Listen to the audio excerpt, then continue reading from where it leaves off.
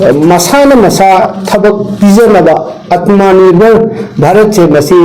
हेन चौखत हनबगी अखोगी थबक सी मसीगी अहानगी थौदांग सिदि यावरी अदुगा मथंगदा अखोगी इंफ्रास्ट्रक्चर सेंगटपा मसीगी पोषक SIM यावरी अदुगा मथंगदा अखोगी long term energy से मसीगी सिक्योरिटी अमसुंग स्टेबिलिटी से मसी सेंगटपा मसी अखोगी अहानबा कर्तव्य सिदि यावरी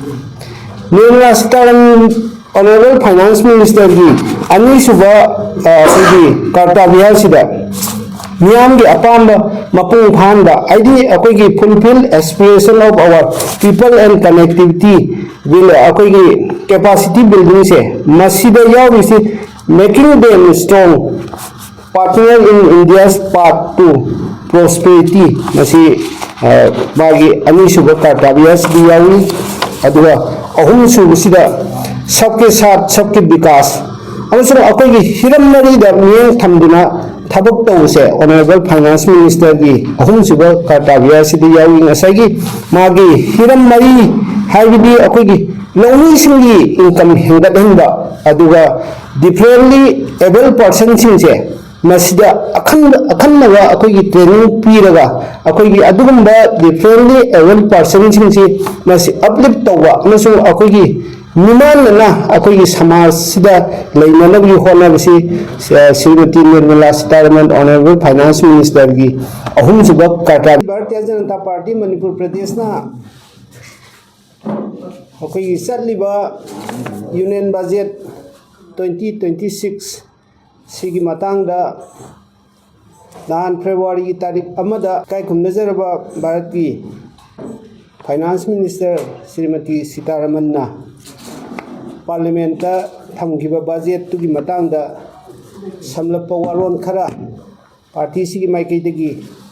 थमजरी येता पार्टी की vice president Shri नामंत लंघन लेबिरे अदुगा ओइदा Shri Rajesh Bharatiya Janata party किसान मोर्चा की प्रेसिडेंट तिंगजन लेबिरे भारतीय जनता पार्टी मणिपुर प्रदेश ना ngasi अखोगी पांथोकचरिबा प्रेस की मिफम से पार्टी सिना अखोगी फेब्रुआरी तारीख अमदगी फेब्रुआरी की तारीख 10 फाउसी बजट प्रसार अभियान 2026 आइदना अखोई मसीगी अभियान सिमा कोई पांथोई हंदकी बजट प्रसार अभियान सिदा अदुगुंबा फाइनेंस मिनिस्टर श्रीमती निर्मला सीतारमण अखोगी भारत की प्रधानमंत्री श्री नरेंद्र मोदी की महकी मियंग मखादा महकी गाइडेंस दा पुथोइबा अखोगी बजट सी अहान मक्तदा आइना पार्टी की माइकैदगी पार्टी महूत सिंजरगा थमजनिंगबदि मसी यामने ऐतिहासिक ओइबा अदुगुंबा बजट अमने हाइबसे अहानगदे थमजे मरमदी भारतीय जनता पार्टी लुसिंगबा एनडीए की लैंगाक्सिना अखोगी भारत की निंखातम सही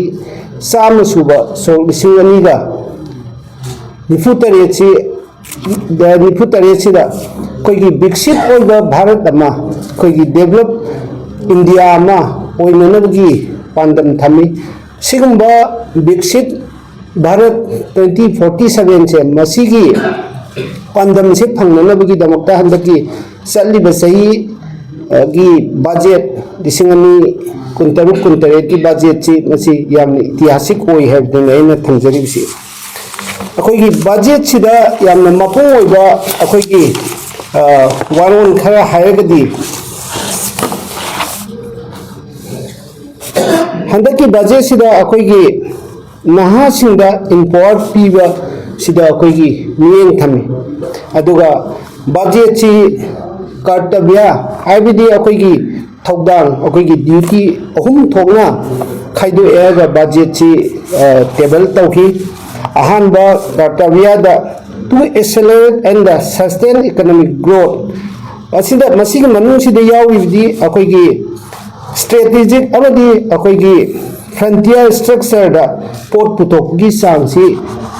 हेंगतहनबसीदा अखोई पांडम थम्मी अदुगा मथंगदा इंडस्ट्रियल सेक्टर दा अहेन मियें थम्बसी हंदकी निर्मला सीतारमणगी अखोई बजेट सिदा अहानबा थौदांग सिदा कर्तव्य सिदा यावरी मथंगदा अखोई स्मॉल मीडियम अखोई इंटरप्राइज अमदी माइक्रो इंटरप्राइज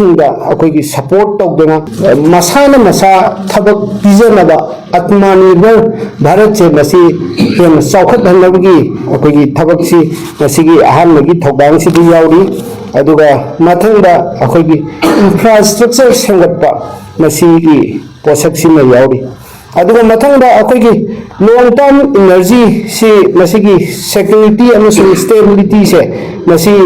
सेंगटपा मसी अखोई अहानब कर्तव्य सिदा याव Nirmala Sitharaman honourable finance minister की अनीसुबा अखोई कर्तव्य सिदा मियाम की अपाम मपुंग फानदा आइदी अखोई fulfil aspiration of our people and connectivity will अखोई कैपेसिटी बिल्डिंग से मसीदा यावरिसी making them strong partner in India's path to prosperity मसी मागी अनीसुबा कर्तव्य सिदा यावरी अदुगा अहुमसुबसिदा सबके साथ सबके विकास अमसुंग अखोई हिरम मरीदा मियें थमदुना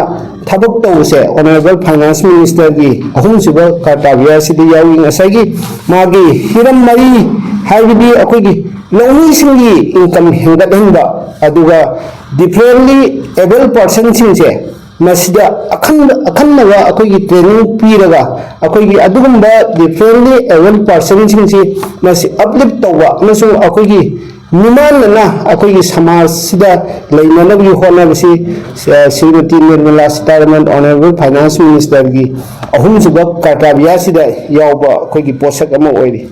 अदुगा मरी सुबदा अखोई मेंटल हेल्थ अदुगा ट्रोमा केयर की दमक अखोई नॉर्थ ईस्ट इंडिया दा अखोई नॉर्थ इंडिया दा अखोई निमांस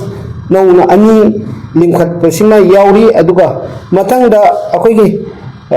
रांची अमसुंग तेजपुरदा लेबा नेशनल मेंटल हेल्थ इंस्टीट्यूट से मसी अपग्रेड तौबा कदाइदे तौबा एपेक्स इंस्टीट्यूट ता अखोई अपग्रेड तौदना अखोई मतंग चानब मौंगदा अखोई मेंटल हेल्थ से मसी फगतनबगी थबक से Shrimati Nirmala Sitharaman honourable finance minister की अहुमसुबा कर्तव्य सिदा मसी याम मपुंग ओइना मसी यावे हेसिमा आई थमजगे अदुगा मखा तारपदा खितंग हाइबा कर्तव्य अहुम सिगी मनुंगदा यावबा पोषक खरा हाइरगदी अखोई यूनियन बजट 2026 अमसुंग 27 से सिदा अखोई पब्लिक कैपिटल एक्सपेंडिचर से हानगी ममांगी अखोई बजेट तगी सादा अखोई मापन अखोई 9% असिमा हेंगतले अदुना मतमगा चानब मोंगदा अखोई इंफ्रास्ट्रक्चर सेंगतप सिदा हेना खुदोंग चाननबगी कनोनी हाइबिसिमा अखोई हेंगतलैबा पोषक से मसिना अखोई नहासिंगी इंटरप्रेन्योर सिंगदा नहासिंग अदुगा इंटरप्रेन्योर सिंगदा सपोर्ट तौबा अमदी थबक पीवा micro small and medium enterprise से मसिदा अखोई करोड़ लिसिंग तरा अखोई मसी SME ग्रोथ फंड अखोई हपचनले अदुगा मथंगदा अखोई कनोसी कनेक्टिविटी से यामना मरुओइबा पोषक अमा ओइ हौजिकी अखोई कनोसिदा मतमसिदा अदुना मसी भारत के हानगी प्रधानमंत्री ओइबिरंबा श्री अटल बिहारी वाजपेयी ना महाना माकी 2001 दा अखोई लेबाक अमा चौखटपाइबसी कनेक्टिविटी की तंगाई फदबदु माना उत्तना रोड कनेक्टिविटी वाटर कनेक्टिविटी अदुगी एयर कनेक्टिविटी से मसे माना होदोपिरमे अदुना कनेक्टिविटी से मतम 2001 दा गोल्डन क्वाड्रिलेटरल की अखोई सुपर नेशनल हाईवे से मसी होदोपिरमबा मतुंगदा ऑनरेबल फाइनेंस मिनिस्टर श्रीमती अखोई निर्मला सीतारमण श्री नरेंद्र मोदी भारत की प्रधानमंत्री की नियम मखाद